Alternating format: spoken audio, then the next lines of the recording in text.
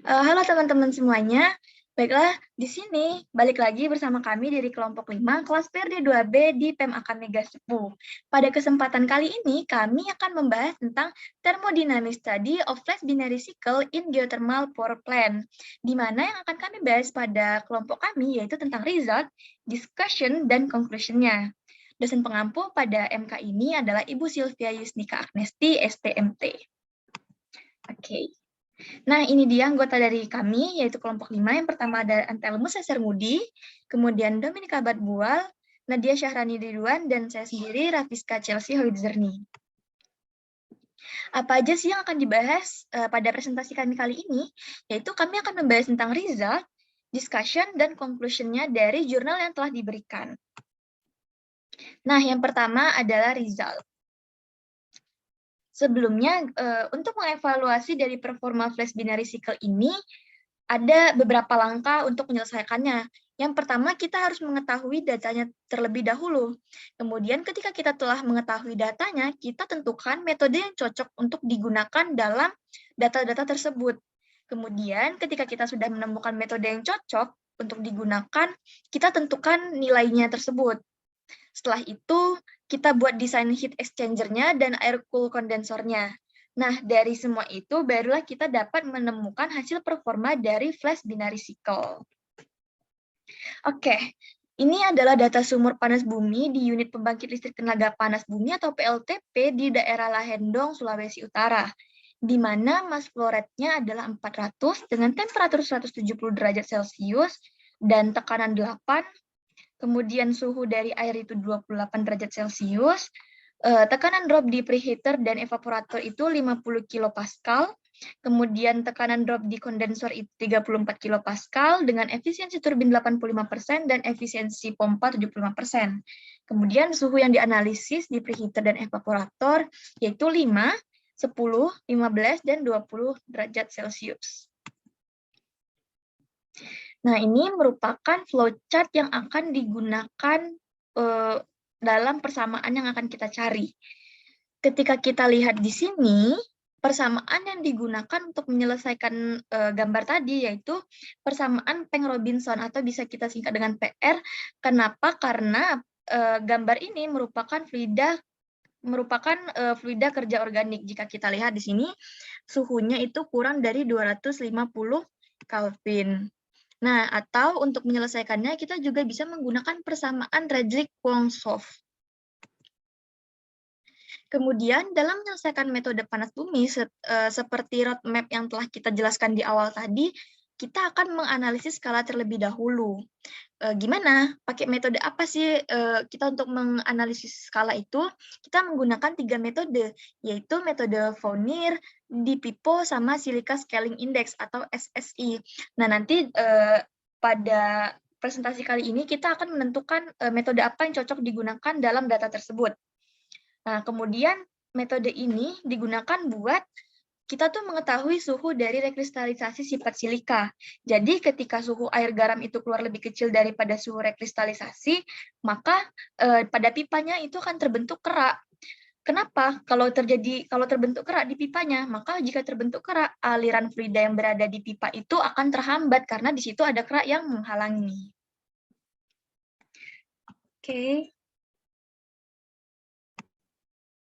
Nah, untuk selanjutnya, dari tabel ini kita bisa melihat bahwa metode SSI itu memiliki suhu yang paling tinggi dari metode lainnya. Hal ini berarti metode SSI ini merupakan metode yang paling aman ketika digunakan. Maka dari itu, metode SSI digunakan dalam semua analisis pembentukan skala. Sedikit tambahan, jika kita lihat di tabel ini, mengapa kami mengatakan bahwa metode SSI ini metode yang paling cocok karena kita lihat di sini suhu rekristalisasi dari Fourier itu 117, sedangkan di PIPO itu 121 dan SSI 122. Sehingga SSI ini merupakan suhu yang paling tinggi dan nilai paling aman sebagai acuan dari nilai suhu.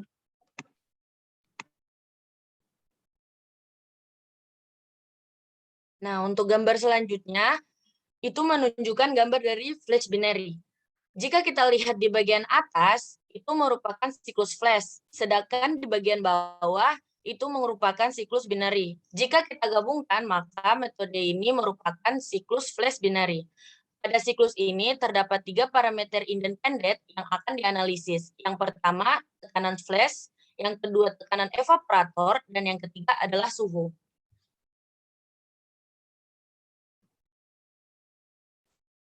Untuk gambar yang sebelah kiri merupakan gambar daya turbin saat temperatur konstan 5 derajat Celcius. Jika kita lihat pada sumbu X, merupakan evaporator pressure, dan pada sumbu Y merupakan turbin power. Ketika tekanan flash ini menjadi lebih kecil, maka daya turbin organik itu akan menjadi lebih kecil juga, tetapi turbin uap yang memiliki kekuatan bin akan menjadi lebih tinggi. Tekanan evaporator tidak mempengaruhi daya turbin uap, tetapi mempengaruhi daya turbin organik yang optimal. Untuk gambar yang sebelah kanan, merupakan daya turbin ketika tekanan flash-nya konstan, tetapi temperatur dan tekanan evaporator menjadi independen. Nah, daya turbin uap yang konstan ketika tekanan evaporator menjadi lebih tinggi. Turbin organik daya akan memiliki suatu nilai maksimum ketika tekanan evaporator menjadi lebih tinggi. Gambar selanjutnya yaitu gambar sebelah kiri merupakan daya bersih ketika tekanan evaporatornya konstan tetapi mencubit suhu dan tekanan flash-nya independen. Nah, flash pressure-nya yang kecil, net power juga kecil, dan sebaliknya. Terdapat nilai maksimum net power ketika flash pressure-nya optimal. Untuk gambar yang sebelah kanan itu, daya bersih indeks pen skala silika, dan suhu air garam untuk I pentana ketika evaporator dan tekanan flash divariasikan. Nah, untuk grafir di atas itu menunjukkan parameter yaitu suhu air asin keluar, temperatur, daya bersih, dan silika scaling index atau SSI.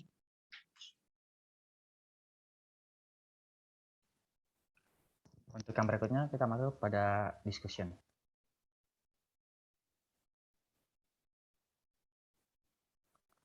Untuk desain heat exchanger atau yang biasa kita sebut dengan preheater and evaporator, secara thermal harus melewati langkah-langkah. Langkah-langkahnya sebagai berikut yaitu, ada yang pertama, yaitu memilih bahan yang akan digunakan dalam sel dan tap, di mana bahan sel adalah baja dan bahan dari tube adalah duplex stainless steel, karena akan dilewati air garam yang memiliki klorida tinggi dan pH rendah atau asam. Untuk langkah yang kedua yaitu berdasarkan standar tubular exchanger manufacturing atau yang biasa disebut dengan TEMA, evaporator yang digunakan adalah jenis kettle tipe atau AKT dan preheater menggunakan two-phase seal tipe atau yang biasa disebut dengan AFT. Untuk langkah yang ketiga, yaitu dibutuhkan rencana proses input dan output untuk desain preheater dan evaporator.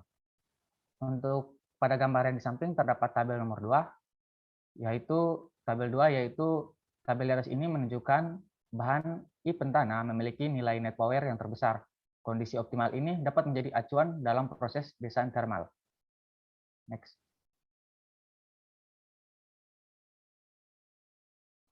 Untuk tabel 3,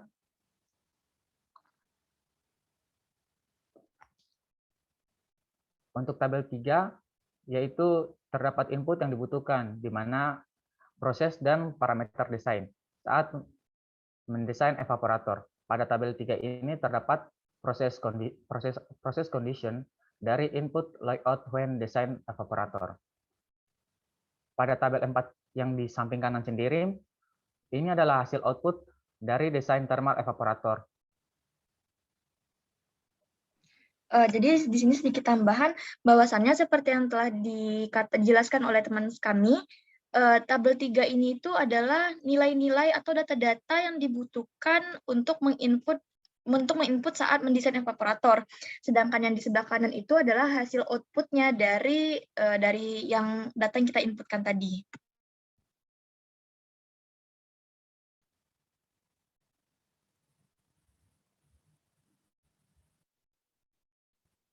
Untuk yang berikutnya adalah tabel 5, di mana dengan menggunakan metode yang sama, input yang dibutuhkan dalam mendesain preheater.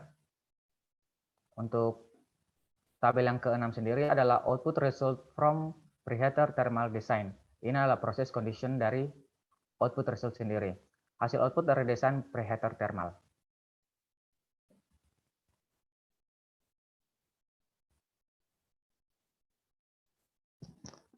Nah, yang berikut conclusion. Jadi, kamu menyimpulkan bahwa persamaan pengrobin cukup baik ketika gunakan dalam menganalisis flash binar. Yang kedua, antara tekanan flash, tekanan evaporator, dan suhu dalam produksi daya maksimum memiliki hubungan di mana ketika suhu menjadi kecil, maka daya bersih akan menjadi tinggi.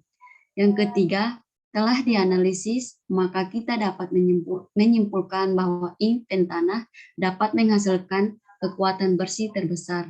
Dan yang keempat, hasil dari proses simulasi, yaitu daya bersih, harus dikoreksi dengan hasil desain thermal. Nah, dalam kasus ini, fungsi dari studi termodinamika adalah untuk menghitung performa siklus binar terutama pada desain preheater, evaporator, dan kondenser. Kemudian apa sih itu preheater, evaporator, dan kondenser?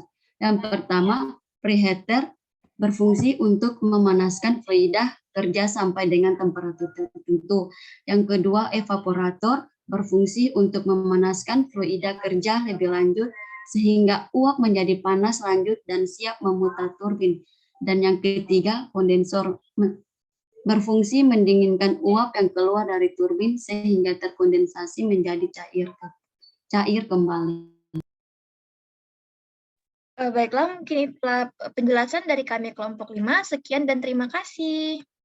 Untuk referensi yang kami gunakan, ini bisa kita lihat di sini ya, kami menggunakan buku dari sini. Ini satu jurnal dari ITB.